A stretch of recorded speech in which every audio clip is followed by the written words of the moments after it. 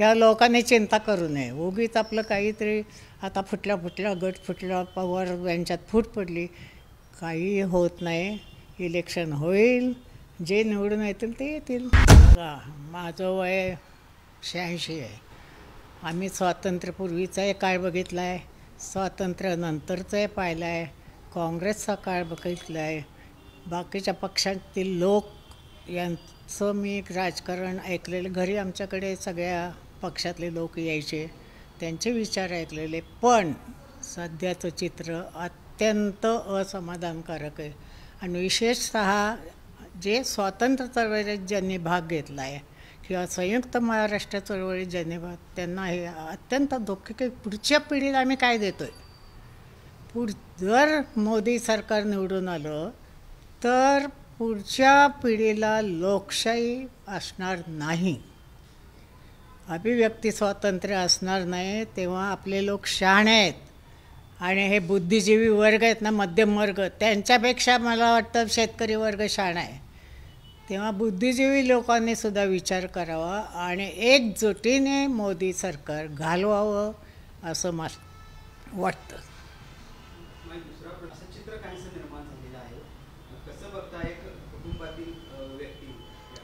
हे फार लोकांना हे फार विचित्र वाटतं. आम्हाला काय फॅमिलीला काही वाटत नाही. आमचा वटवृक्ष आहे आणि हा वटवृक्ष आमच्या आईवडिलांनी इतक्या भक्कम पायावर उभा केला आहे की या इलेक्शनचा परिणाम आमची घरफुटीवर काही होणार नाही किंवा आमचं जे भाऊ बहिणींचं एकमेकांवर जे प्रेम आहे हे प्रेम बिलकुल कमी होणार नाही असं मला वाटतं. त्या लोकांनी चिंता करू नये. उगीच आपलं काहीतरी आता फुटल्या गट फुटला, पवार यांच्यात फूट पडली, काही होत नाही. इलेक्शन होईल, जे निवडून येतील ते येतील. मला आणखी एक सांगायचं आहे, आणि आम्ही नेहमी राजकीय चपला बाहेर काढून आत येतो. एन डी पाटील आणि शरद पवार दोन अत्यंत वेगळ्या डाव आणि उजव विचारसरणीचे लोक आहेत. कधीही राजकारण घरामध्ये आमच्या आलं नाही. उलट जेव्हा एन डी पाटील उभे राहिले त्यांच्याकडे पैसे पण नसायचे, तेव्हा माझ्या आईने राजाराम बापूच्या विरुद्ध उभे होते. 10,000 रुपये त्यांना आईने दिले. म्हणले एन डी तुमच्याकडं मला माहिती आहे पैसे नाही, पण प्रचाराला असावे, ते 10,000 घ्या. आणि एक मेगाफोन दिला गळ्यात. आणि मग आमचे एन डी पाटील घोड्यावरनं काय जायचे, सायकलवरनं काय जायचं.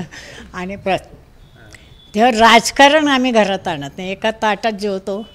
आणि शरद पवारांचं तर मी पाहिले की स्वतःच्या ताटापेक्षा बहिणींच्या ताटात काय आहे का, एन डी सरांच्या ताटात आहे का, ते कमी पडले बघा, ते घाला तिथं. असे इतके सुंदर सुसंस्कृत कुटुंब असताना काही होणार नाही, मला नाही वाटत. सुप्रिया बोलण्यातून कुठेतरी कीर्तन करावं, तिकडे अजित पवारांचे भाऊ त्यांना म्हणतात हा नालायकपणा आहे, म्हणजे कुठेतरी बोलण्यातनं मग ही आता राजकारण आहे हो. एन डी पाटील नाही का शरद पवारांवर टीका करायची, कितीतरी करायचे. म्हणजे सगळ्यात प्रकार जास्त एन डी पाटील शरद पवारांवर बोलायचे. तेव्हा आम्हाला ती सगळी सवय आहे. आमच्याकडे काँग्रेस पण होतं, आमची आई शेका पक्षाची आणि शरद पवार काँग्रेसचे. आमच्याकडे उद्धवराव पाटील, दाजीबा देसाई, क्रांतीच नाना पाटील, सगळे डाव्या विचारसरणीचे लोक यायचे. आणि यशवंतराव चव्हाण बाकीचे त्यावेळेचे पुढारी पण यायचे. तेव्हा आमच्या घरावर त्याचा काय परिणाम, निवडून आता काय लोक करतात ते काय सांगता येत नाही. आणि हे जे बोलणं म्हणजे शरद हे तुमचा अजित काय बोलला किंवा श्रीनिवास काय बोललं, हे राजकारणापुरते इलेक्शन संपले की सगळे ढग निघून जातील. मला सांगा की तुम्ही मोठ्यांदा इलेक्शन पुरते सगळं आहे आपण असं म्हणता, पण दुसरीकडं राजकारणाने घरामध्ये भांडण लावण्याचा प्रयत्न केला. कुटुंबातल्या सदस्य म्हणून तुम्हाला किती दुःख होत आहेत, कारण ते दुःख बोलून दाखवताना दिसत नाही आहे. तुम्ही म्हणताय की एन डी पाटील वेगळ्या विचारसरणी. आता दुःख तर अत्यंत वाटतं, काय करणार. पण आमच्या आईने आम्हाला शिकवले रडत बसायचं नाही, डोळ्याला पाणी आणणं हे दुबळेपणाचं लक्ष आहे, तेव्हा लढायचं. वाईट प्रचंड वाटतं, कारण आम्ही फार सुवर्ण काळ आम्ही बघितलेली माणसं होतात जुनी. आणि कसा तोल सुटतो मला काही कळत नाही, पण या बी जे पीचा रोग सगळा शरद पवार होणार आहे. हा माणूस खलास केला की आपल्याला राज्य आपल्या हातात आलं. म्हणून ते आंब्याच्या झाडाला जसं दगडं मारतात लोक, तसं ते शरद पवारवर दगडं मारतात. आणि अजितचा जे तोल थोडासा सुटला असेल, पण त्याने तर दुःख झालेले आहे. तुमचा अजित चुकला हां त्याच्याबद्दल काय बोलणं झालं काय, किंवा त्यांच्याशी काय बोलणं झालं का? अजित चुकला तुमचा, हां हां त्याच्या संदर्भात काही बोलणं झालं नाही, का? अजित- तुम्ही काही आत्या म्हणून त्यांच्या हां नाही, अजित चुकला असेल नसेल ते काही मला कळत नाही. पण शरदच्या विषयी जी काही भाषा आली त्याच्या तोंडून, ते बोलता बोलता झालं असेल. त्याच्या मनात तसं काही नाही नसेल, कारण तो संवेदनाशील आहे. आम्ही त्याला लहानपणापासून ओळखतो.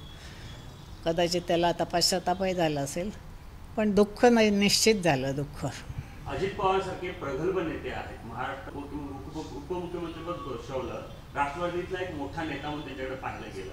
खरं तर तशा प्रकारचा तोल त्यांच्याकडून जाऊ शकतो का? परंतु तुम्ही लहानपणापासून त्यांना बघता, कुणाची तर तोंडची वाक्य असं आहे तसं वाटते तुम्हाला?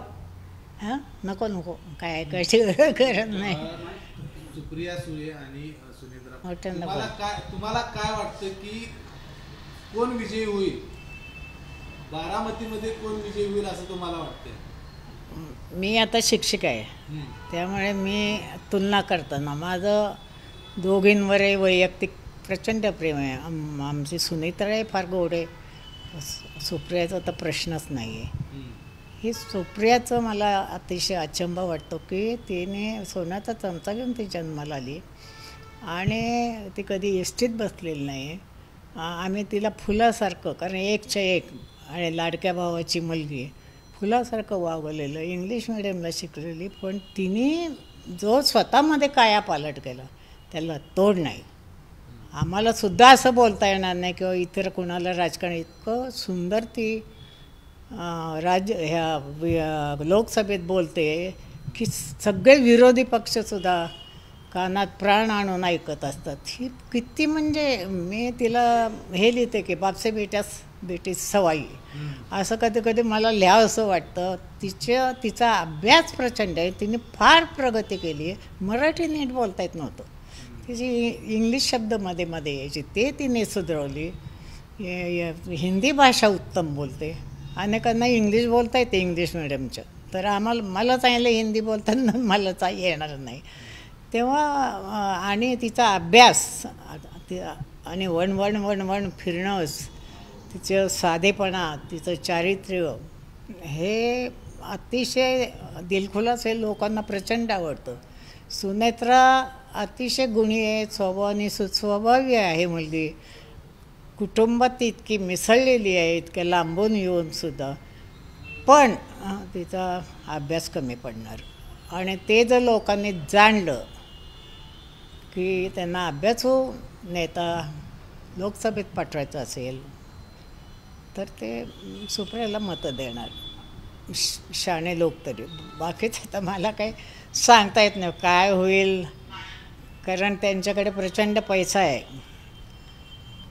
पैशाच्या जोरावर काही करू शकतात ना.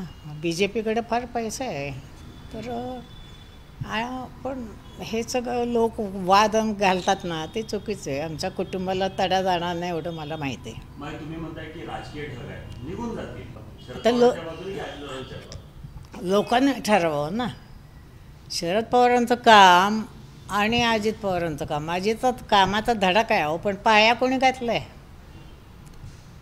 असं आहे ना. जेव्हा यशवंतराव चव्हाण आमच्या घरी आले, शरद पवार पहिल्यांदाच निवडून आले ते, तेव्हा यशवंतराव म्हणले, शरद ही तुझी मतं नाही आहेत, ही मतं तुझ्या आईवडिलांची. कारण माझ्या आईवडिलांना लोकांवर अत्यंत प्रेम केलं आईवडिलांनी. लांबून माणूस दिसला तर हे चहा टाका असं माझे वडील करायचे. आम्ही ह्या लोकांचं आम्हाला प्रेम प्रचंड. आता माझ्या घरीसुद्धा रोजचे 25 लोक येतात, त्यांची काही अपेक्षा नसते, चेहरा बघतात जातात, एंडी पाटलांना नमस्कार करतात. तसंच सगळं कुटुंब आहे आमचं. त्यामुळे काय होतं ते बघू, आता मी काय सांगू शकत. कोल्हापुरातून देखील शाहू महाराज या निवडणुकीच्या रिंगणात उभारलेले आहेत. बघताय तुम्ही याच्याकडे शाहू महाराजांचा अतिशय चांगला उमेदवार दिला आहे. निष्कलंकित आहेत, शांत चव्हाणे, कधी त्यांच्या जिभेवरचा तोल जात नाही. आणि कोल्हापूरची जनता म्हणजे लई भारी. शाहू फुले आंबेडकरांचे विचार घेऊन ही कोल्हापूर जनता तयार झालेले. काही चुकीचा घडलं की पहिली ठेंगी कोल्हापूरहून पडते. मग अतिशय जागृत आणि छान मला वाटायचं. मी मुंबईमध्ये बरीच वर्ष काढली आणि मला वाटत होतं आपल्याला करमेल की नाही, पण या कोल्हापूरकरांनी त्यांचा स्वभाव, मोकळा स्वभाव असा, जे काय बोलायचं ते स्पष्ट बोलायचं. त्यामुळे कोल्हापूर नक्कीच चांगला विचार करतील, योग्य विचार करतील आणि शाहू येणार निवडून, शाहू महाराज, ही मला खात्री आहे. देश विदेशातील प्रत्येक घडामोडींचे लाईव्ह अपडेट मिळवण्यासाठी आता साम टीव्हीच्या सर्व सोशल मीडिया प्लॅटफॉर्मला लाईक, फॉलो आणि सबस्क्राईब करा. तसंच सर्व नोटिफिकेशनसाठी बेल आयकॉन प्रेस करायला विसरू नका.